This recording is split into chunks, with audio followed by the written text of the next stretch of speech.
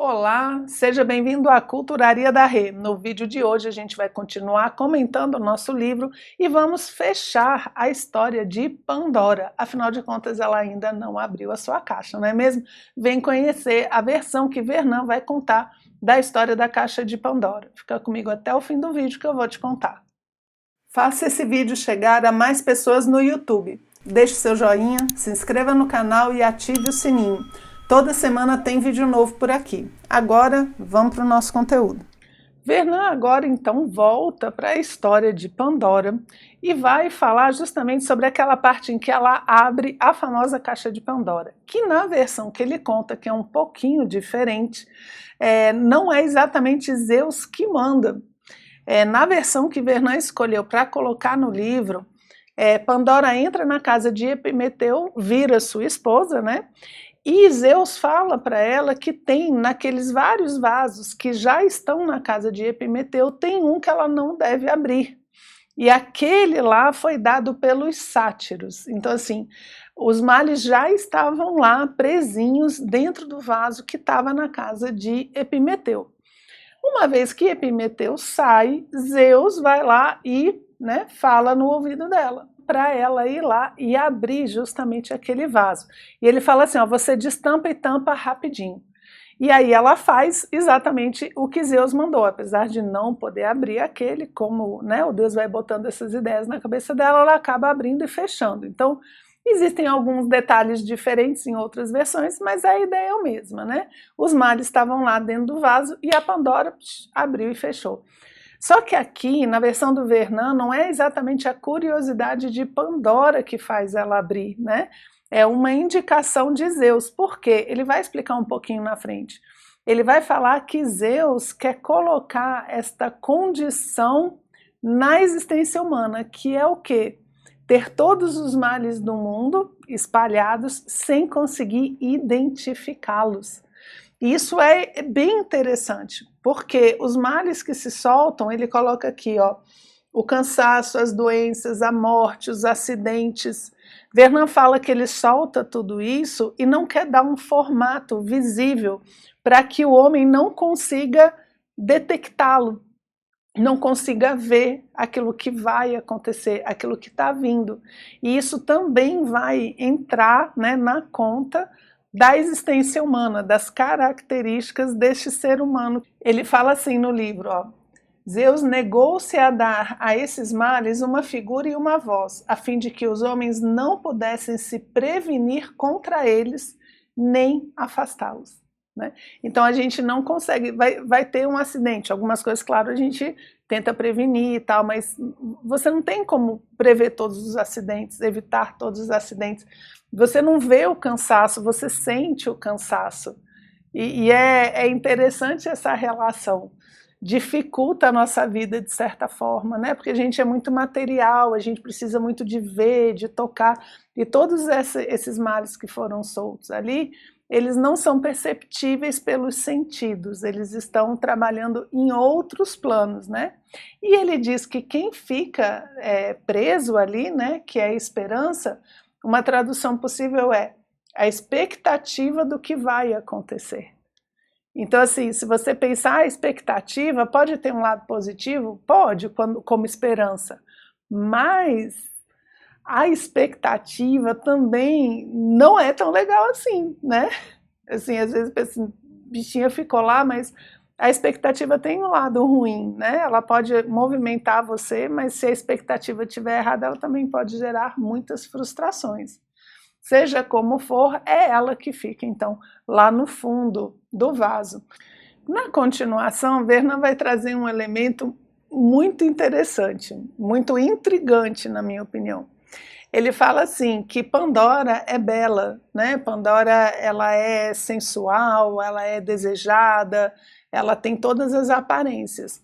Mas com ela surgem todos os males do mundo, né? Ela em si já traz uma certa problemática, porque ela tem aquelas características de mentiras e tal, né? Uma fala que envolve, seduz, e depois ela ainda abre o jarro, né? O que piora a situação toda. E o que Vernan coloca? Essa dificuldade que a gente tem de distinguir a aparência de essência. Porque você vê na aparência, Pandora é ótima, mas na essência ela só trouxe confusão. E a gente não consegue fazer essa desassociação, ou seja, a gente se deixa levar muito pelas aparências das coisas. E ele diz que isso também é algo que acontece por conta da condição humana que Zeus está dando, né? Veja que Zeus aos poucos vai colocando cada vez mais características no ser humano, na forma de ser do ser humano, no ambiente dele. Então, nessa parte aqui, a gente está terminando de criar as condições humanas. E ele põe aqui, ó,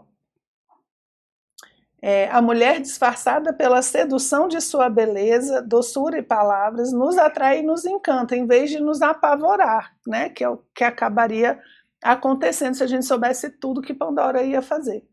Fala, um dos traços da existência humana é a desassociação entre as aparências daquilo que se deixa ver e escutar e as realidades. E isso é tudo, né, gente?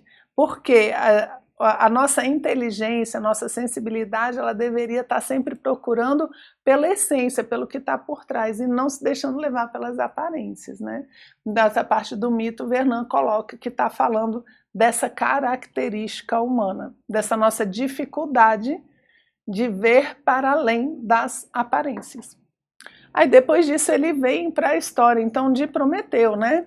Ele fala, Zeus está montando ali o homem, e o final que ele vai fazer é o quê? Pegar esse grande benfeitor da humanidade, que é Prometeu, e acorrentar ele no Cáucaso, né? Numa montanha, nem céu nem terra, ele ali no meio do caminho, com uma águia que vai comer o fígado dele durante o dia, e esse fígado vai se refazer durante a noite, e depois a águia vai lá e come de novo. Então ele entra num ciclo, né?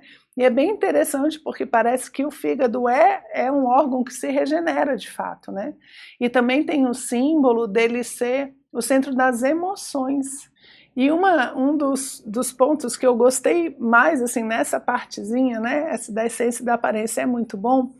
E no final, quando ele fecha falando dos tempos agora que existem, né? Existem 3 tempos agora. Existe o tempo divino, né? Onde nada acontece, olha como ele descreve. Um tempo dos deuses, a eternidade em que nada acontece. Tudo já está lá, nada desaparece. Então não há movimento. Por quê? Porque ele já está preenchido, né? A eternidade já está ali em todos os lugares. Eu achei ótimo, porque parece muito com Parmênides, né? Que o ser não se move, que não existe um movimento, porque Deus já está em todos os lugares, né? Bem interessante. E aí depois ele fala o tempo dos homens, que é um tempo linear. O homem nasce, ele vai, cresce, tal, envelhece e morre. Ele é um movimento.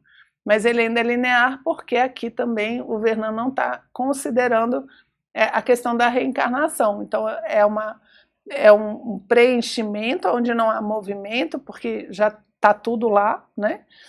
Um segundo onde existe um movimento linear da vida expressa, da vida na matéria.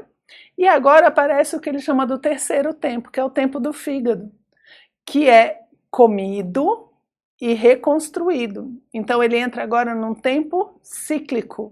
Agora você tem os ciclos, que é justamente esse, como a lua, né, que ele dá de exemplo. Então a águia vai lá, come o fígado se regenera, ela vai lá e come. Então agora você tem um tempo de ciclicidade, que é um terceiro tempo, que ele associa aos astros. Né, os astros, os planetas em volta do Sol, por exemplo, e todo esse movimento circular e constantemente cíclico, como as estações do ano que se repetem. Então esse fígado ele vem como uma forma de representar a ciclicidade que existe no mundo manifestado. E aí eu fecho com essa frase maravilhosa, né? Aqui é um tempo do qual os filósofos poderão dizer que é a imagem móvel da eternidade imóvel. Muito bonito isso. Gente, então é isso, comentário de hoje. Eu espero que vocês tenham gostado e a gente se vê no próximo vídeo. Um abraço.